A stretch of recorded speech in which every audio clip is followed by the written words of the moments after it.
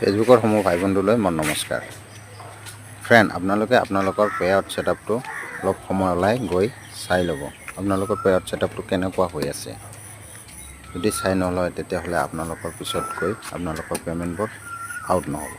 চ' friend, আপোনালোকে পেআউটবোৰ কেনেকুৱা হৈ আছে সেইটো চাবৰ কাৰণে চাব। আপোনালোকৰ পেআউটটো কি এনেকুৱা হৈ আছে নেকি চাব। আপোনালোকে এই কৰ্পৰেট হৈ আছে নেকি, নহয় এনেকুৱা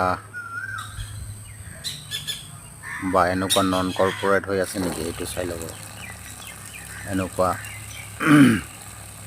নন কৰ্পৰেট হৈ আছে নেকি, বা এইটো নহয়, বা এনেকুৱা নন প্ৰফিট হৈ আছে নেকি চাই ল'ব। নন প্ৰফিট হৈ আছে নেকি, নাই। বা আপোনালোকৰ কেনেকুৱা হৈ থাকিব লাগে জানে, আপোনালোকৰ হৈ থাকিব লাগিব পেআউট ছেটআপটো এনেকুৱা বিজনেছ টাইপটোত ইণ্ডিভিজুৱেল হৈ থাকিব লাগিব। তেতিয়াহে আপোনালোকে মানি আৰ্ণ কৰিলে আপোনালোকৰ একাউণ্টত সোমাব।